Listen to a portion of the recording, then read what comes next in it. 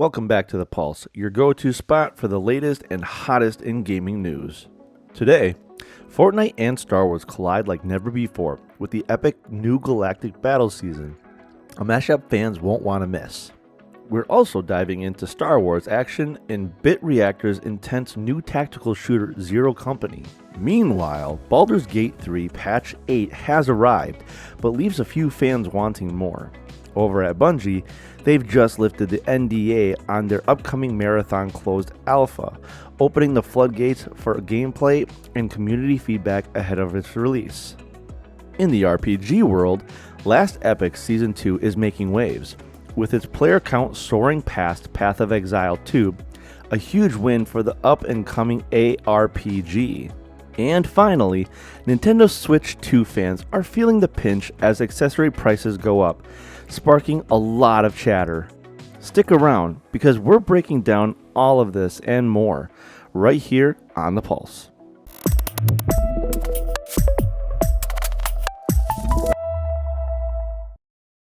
Breaking news from a galaxy far, far away.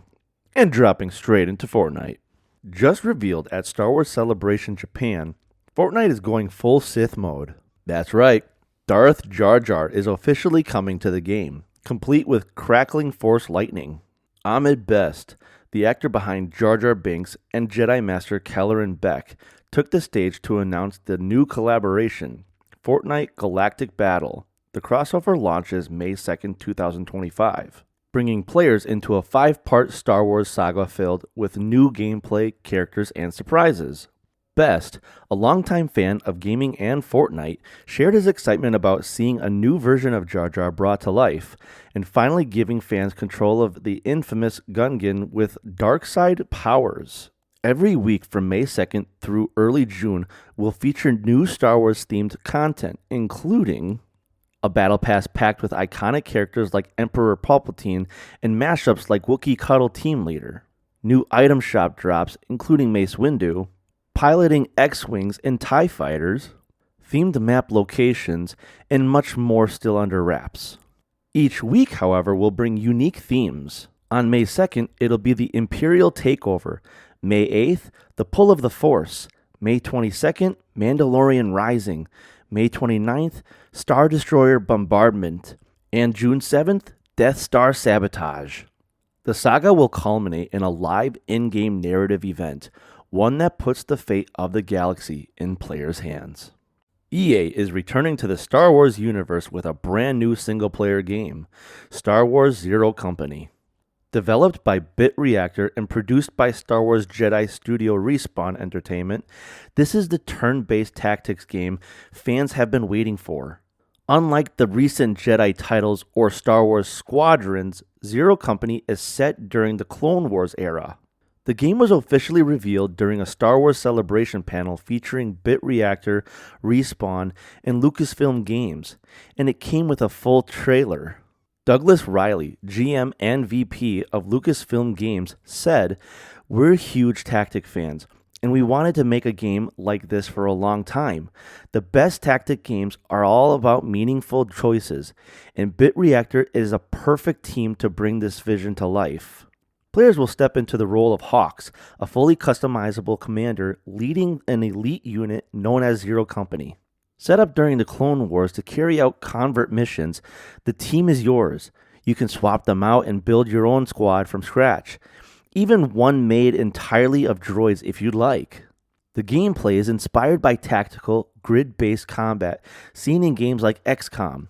Several developers on Bit Reactor's team actually worked on that series before branching out. In Zero Company, you'll control each squad member's unique abilities as you wage a secret war across the galaxy. The Clone Wars setting was chosen because it offers a relatively balanced conflict between the Jedi-led Republic forces and the Separatists. Players will face major, sometimes permanent, choices that impact the game's direction. And thanks to a bond system, your choices of team members will open new narrative branches, making each playthrough completely unique. The game also boasts the largest map ever featured in a Star Wars title. Music will be composed by Gordy Hobb, known for his work on Fallen Order and Survivor, and fans can expect to see few surprise cameos along the way. Star Wars Zero Company is set to launch in 2026 on PlayStation, Xbox, and PC. Will we see you there? Big news coming out of Farron. After months of waiting, Larian Studios has dropped Patch 8 for Baldur's Gate 3, and it's a big one. This final update to the critically acclaimed RPG adds long-requested features like photo mode, 12 new subclasses, and even more surprises for fans to sink their swords into. But it's not all celebration at camp. While the patch adds hundreds of hours of replayability, it also leaves some long-standing issues unresolved. Mod support is still a mixed bag. While Patch 8 technically supports older saves, modded playthroughs are now on shaky ground. Players are reporting crashes, bugs, and compatibility issues. And without proper tools from the devs, the community is left to patch things up themselves. On the narrative side, some fan favorites got left in the dark. Wild's arc is still undercooked. Karlach's tragic ending, still heartbreaking with no resolution in sight. And for those playing as the Dark Urge, a major plot moment still lands with a thud. There's barely a reaction from your companions. The subclass lineup got a major boost, but balance issues remain. Some of the original subclasses are still underwhelming compared to newer or more powerful builds. It's a reminder that while more choices is great, not all choices are equal, especially for players chasing optimized party setups. And then there's that one final boss no one has ever been able to beat: inventory management. Even with all the major updates, organizing your gear still feels like a chore. No weight sharing, no better sorting tools, just a mess of bags and a lot of patience. So, while Patch 8 is a love letter to fans, it's also a reminder that even the greatest adventures can end with a few loose ends. Baldur's Gate 3 may be riding off into the sunset, but for modders, min-maxers, and Karlach loyalists, the journey is far from over. Bungie wants you to know one thing loud and clear: Marathon is good, and they want you to spread the word. After a somewhat rocky gameplay reveal last weekend that met with mixed reactions, Bungie announced a closed alpha for Marathon starting April 23rd, but with a twist. It was going to be under a full NDA. No videos, no streaming, no screenshots, not even public chatter allowed. A surprising move for a game just 5 months from launch. Thankfully, Bungie quickly realized that was a mistake and lifted the NDA entirely. Players can now stream, share, and discuss everything freely during the alpha.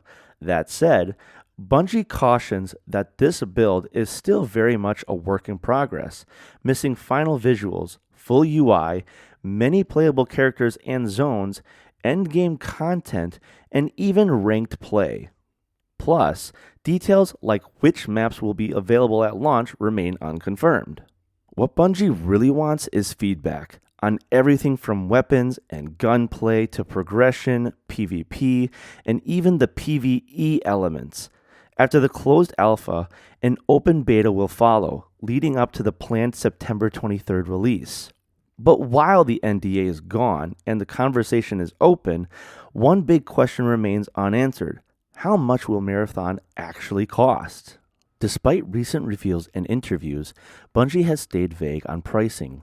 The game is described as a premium title, but not full priced. What does that mean exactly? $60, $40, or less? Nobody knows yet, and that uncertainty is causing confusion among fans. Assistant Game Director Del Chafe called the pricing an ongoing conversation that will evolve with community feedback. Game Director Joe Ziegler echoed that hope, saying they want to land on a price that feels worth your value. So, while Bungie has opened the door to transparency and player input, Marathon still has some big questions hanging over it, with less than 5 months to go before launch. The clock is ticking for Bungie to turn all those conversations into clear answers. It's been a big month in the ARPG world, especially for Path of Exile 2. Its Dawn of the Hunt update brought a huge wave of players back to the early access title, but one of its rivals, Last Epoch, made a strategic move to avoid direct competition by delaying its own Season 2 update, and it looks like the decision has paid off big time. Titled Tombs of the Erased, Season 2 marks a major milestone for 11th Hour's Last Epoch. Still, a relative newcomer compared to heavyweights like Diablo and Path of Exile, Last Epoch has proven it can hold its own. This update delivers new content centered around the mysterious woven, more endgame encounters and maps, improvements to its already impressive crafting and loot systems, a rework of the Sentinel class, and much more.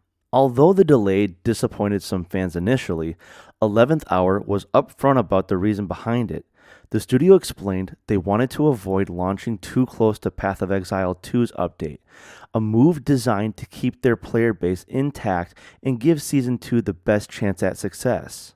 And succeed it has. According to Steam DB, Last Epoch's player count has skyrocketed from just a few thousand to over 150,000 concurrent players.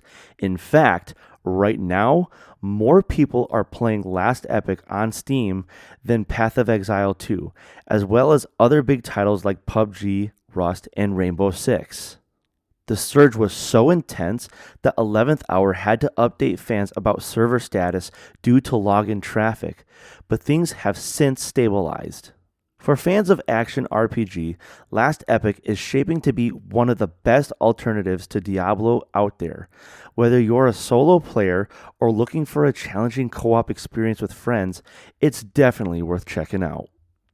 Nintendo has officially announced the pre-order date and pricing details for the highly anticipated Nintendo Switch 2 console and its accessories. And while the console price remains steady, accessory cost has seen a noticeable increase that could impact early buyers' plans. The base Nintendo Switch 2 will retail for $449.99, with a bundle that includes Mario Kart World, priced at $499.99. The kart racer itself remains a standalone purchase at $79.99, while Donkey Kong Bonanza will be available for $69.99. But it's the accessories that are drawing the attention. Prices have risen across the board. The Switch 2 Pro controller now costs $84.99. A pair of Joy-Con 2 controllers is priced at $94.99. And the Switch 2 dock set has jumped to $119.99, up to $10 from earlier announcements. Other accessories like the charging grip, straps, camera, and carrying cases have all seen similar price bumps.